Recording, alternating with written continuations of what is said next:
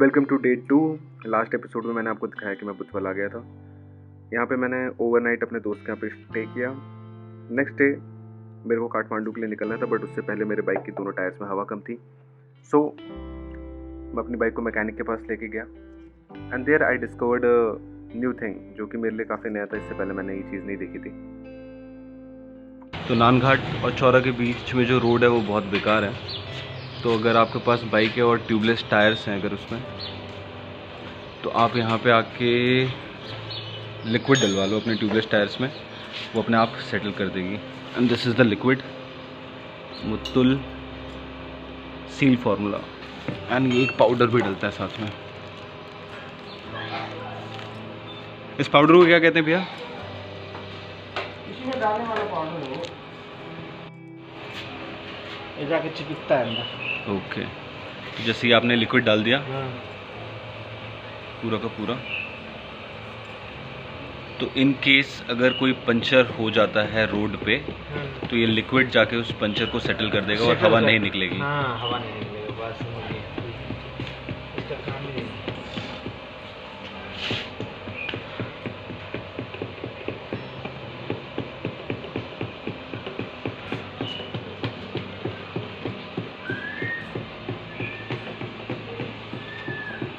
Basically ये shop है जो कि 25 किलोमीटर्स आगे सोनौली बॉर्डर से, और हाईवे पे ही है। हाईवे से जस्ट आपको थोड़ा सा अंदर कटना है। और ये भैया हैं और इनसे आप अपने बाइक का आके काम करवा सकते हो।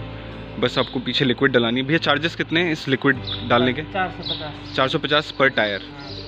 तो 450 पर टायर है and it's a good deal, क्योंकि रास्ते बहुत ख़राब हैं आगे। तो आप कभी भी अगर आगे जा रहे हो तो आप ये लिक्विड डाल लो, रिकमेंडेड है, आपकी बाइक पंचर नहीं होगी।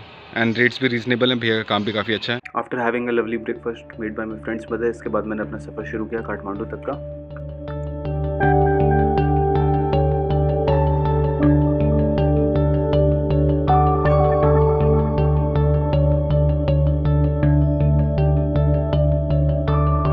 लेकिन उससे पहले हम ध्यान से देखेंगे कि नेपाल में अगर आप मैप्स देखते हो तो मैप्स में सिर्फ और सिर्फ कार का रूट दिखाता है, बाइक का रूट नहीं दिखाता। इसके पीछे रीज़न ये है कि नेपाल में सड़कें बहुत टूटी हुई हैं।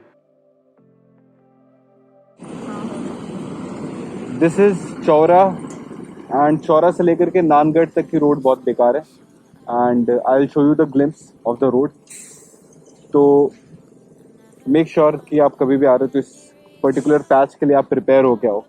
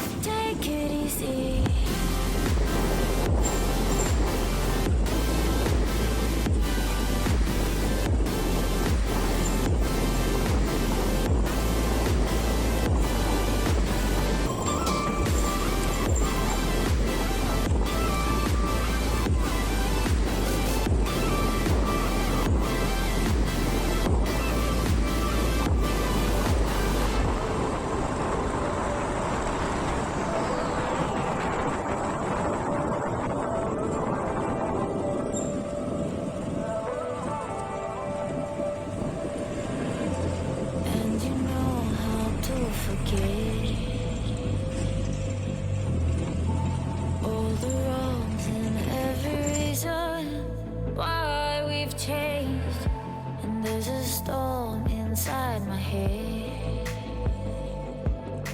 it's getting me in trouble, baby, and I can't break away. I thought that I could keep it low, take it easy, take it slow. We ended up just like before, so take it easy, take it easy. I thought that I could keep it low, take it easy, take it slow. Like before, so take it easy.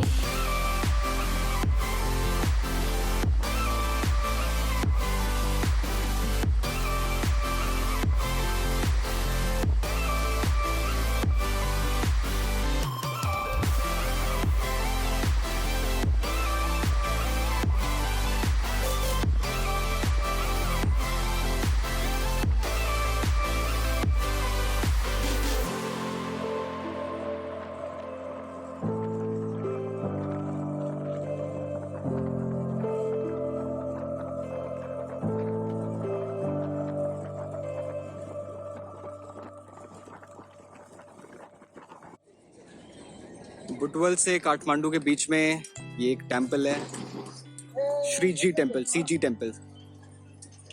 It is CG temple. Side में ये छोटा सा market, और market के बाद आगे road जो कि टूटी हुई है। यहाँ से और 23 किलोमीटर रोड ऐसी ही है जो कि टूटी हुई है। ये मार्केट है।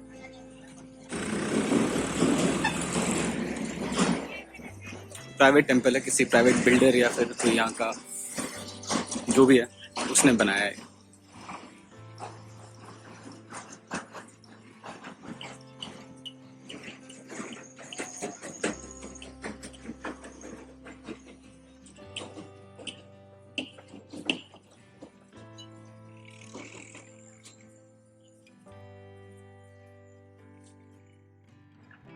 इसके बाद मैं यहाँ से निकला और उसी टूटे फूटे रास्ते के बीच में मुझे एक बहुत बढ़िया ट्रेल दिख गया। फिर मैंने बाइक अपनी रोड से नीचे उतार ली एंड उस ट्रेल पे मैं थोड़ी देर तक घूम के आया। उसके ग्लिम्पसेस मैं आपको यहाँ पे दिखाता हूँ। ये है वो ट्रेल,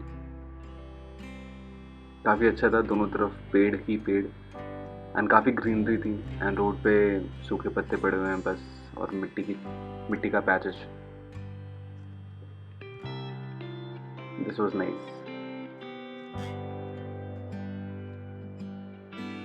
इट वॉज लॉन्ग, थोड़ा और भी अंदर तक जा सकते थे बट क्योंकि टाइम की कमी थी और रात तक मुझे काठमांडू पहुंचना था, इस वजह से मैंने थोड़ा सा किया और फिर मैं वापस आ गया। अगर मेरे पास टाइम होता तो मैं एंड तक भी जाता, बट मुझे पता नहीं था इस पॉइंट पे भी काठमांडू कितना दूर है। आगे आपको पता लगेगा मैं ऐसा क्यों कह रहा हूँ, दिखाता हूँ मैं आपको आगे।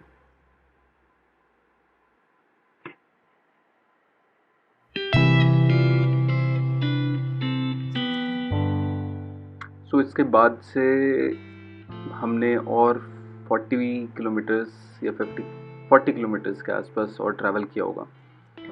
तो उसके बाद आता है चितवन। अगर आपको नहीं पता तो चितवन इज़ अ प्लेस जहाँ से निम्स दाई निर्मलपुरजा बिलोंग्स टू। अगर आपने डॉक्यूमेंट्री देखी नेटफ्लिक्स पे 14 peaks, the guy who is in there he is Nims Dai Nims Purja. तो बेसिकली आप कहीं पे भी नेपाल में ट्रैवल कर रहे हैं बाइक से, 2 व्हीलर से, तो आपको मैप्स में जो भी टाइम दिखा रहा है आप उसमें 2 घंटे प्लस कर लीजिए। सपोज़ आप कहीं भी से भी कहीं तक जा रहे हैं 5 या 6 घंटे आपको दिखा रहे हैं, तो आप उसमें 2 घंटे और ऐड कर लो, क्योंकि उतना लग ही जाता है नेपाल में रोड्स अच्छी नहीं है, काफ़ी कुछ बन रहा है वहाँ पे, चाइना काफ़ी कंस्ट्रक्शन कर रहे हैं, लेकिन अभी इन सब चीज़ों में टाइम लगेगा, 3-4 साल लग जाएंगे। तो या आपको ऐड करना पड़ेगा 2 से 3 घंटे। एनीवे यहाँ पे जब हम पहुँचे तो ये एक पुल आता है। ये पुल पार करते ही आपको पुल का दूसरा साइड दिख रहा होगा जहाँ पे बिल्डिंग्स वगैरह बनी हुई हैं, that is Chitwan, the legendary Chitwan, जहाँ से निम्स दाई बिलोंग करते हैं। यहाँ पे गर्मी काफ़ी थी। It was more less around 38-39 degree Celsius that day. तो it was such a relief to see water. यहाँ पे वाटर स्पोर्ट्स भी होते हैं, आप चाहें तो नहा भी सकते हैं। साइड में वहाँ पे आपको लोग दिख रहे होंगे, काफ़ी कुछ होता है यहाँ पे, बोट राइड वगैरह होता है। इफ़ यू वांट कि अगर आप रुकना चाहते हैं काठमांडू जाने के बीच में, एक रिफ्रेशिंग सा ब्रेक चाहते हैं, तो आप रुक सकते हैं यहाँ पे। Now this is the point where I realised कि मेरे बाइक का जो पीछे कैरियर है, लगेज कैरियर, वो टूट गया है, और उसने टूटने के बाद मेरे जो पीछे के दोनों इंडिकेटर्स हैं वो भी तोड़ दिए हैं। और ये है नट जो कि निकल गया है, इधर का भी और इधर का भी, और ऊपर से कट के निकल गया ये यहाँ पे। ठीक है,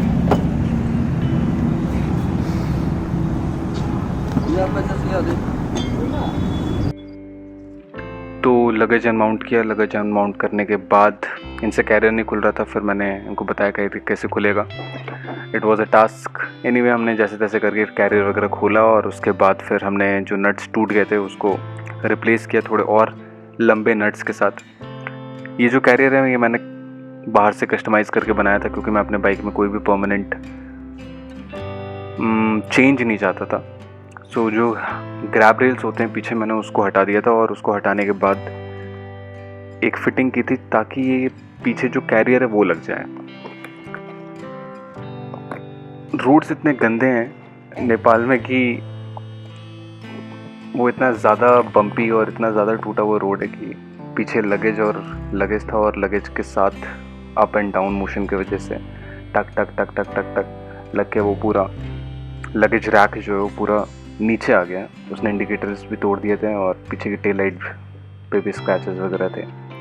खैर वो तो चेंज हो गया था, बट हम यहाँ पे अभी फिगर आउट कर रहे हैं किसी तरीके से कि वो लगेज कैरियर वापस लगा दें, लेकिन समझ में नहीं आ रहा कि वो कैसे लगेगा, बिकॉज इस टाइम तक वो टिल्ट हो गया था।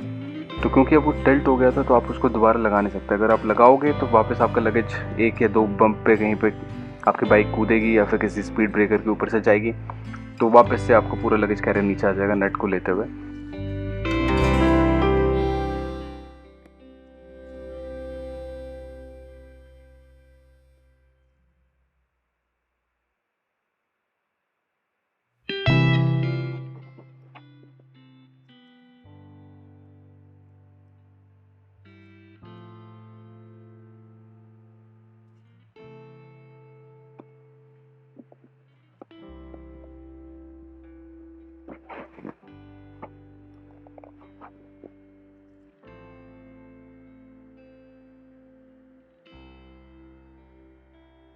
यहाँ पे हमने रियलाइज़ किया कि नहीं, ये कैरियर काम नहीं करेगा क्योंकि वो कुछ ज़्यादा ही ऊपर और नीचे हो रहा था। तो इस पर अगर आप इमेजिन कर सकते हो, अगर आप 15-16 kgs का भी लगेज रखोगे तो सारा नीचे आ जाएगा 1 या 2 स्पीड ब्रेकर कूदने के बाद ही।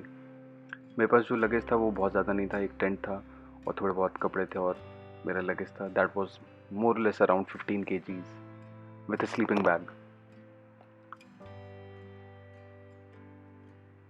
तो यहाँ पे समझ में तो आ गया था कि जो भी हमने जुगाड़ किया है वो काम नहीं करने वाला।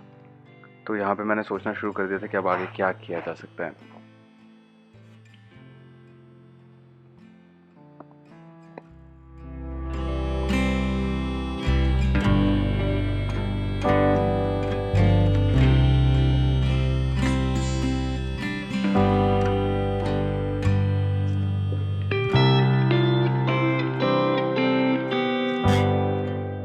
तो फाइनली इस वर्कशॉप के ओनर ने किसी से बात की, एक वेल्डर था, उसकी वर्कशॉप हमने रात में खोली। फिर हमने जो कैरियर है उसको आधा काटा, जो उसका अब क्योंकि उस दिन रात हो गया था तो मैंने उसके बाद कोई फ़ोटो या फिर वीडियो शूट नहीं की।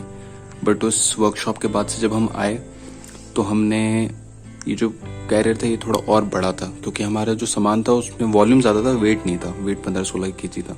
तो हमने इसको कटवा के आधा कर दिया और ये जो लाइट सा मटेरियल है, लाइट स्टील है, इससे हमने इसको आधा काट के वेल्ड कर दिया सो दैट लगेज जो हमारा है वो थोड़ा पीछे की तरफ ही रहे और जो सेंटर ऑफ ग्रेविटी है, जो वेट है पूरा, वो थोड़ा सा अंदर की तरफ पड़े सो दैट जब बाइक कूद रही है या फिर किसी भी एंडुलेशन पे या कहीं पे भी ऊपर नीचे रोड्स हैं तो लगेज बहुत ज़्यादा ऊपर नीचे ना हो, क्योंकि जब ऊपर नीचे होगा तो कैरियर निकलने के, टूटने के चांसेस ज़्यादा बढ़ जाते हैं।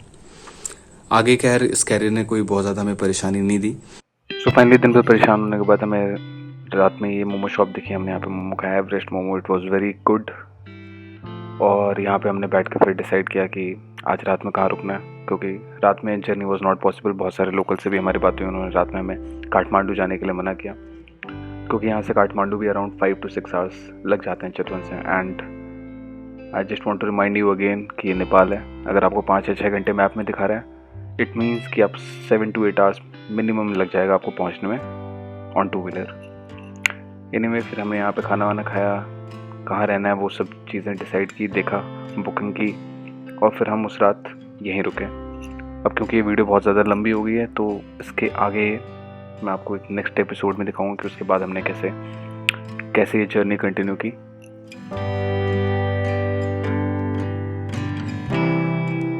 So here I had my dinner and this is Nepali thakali thali.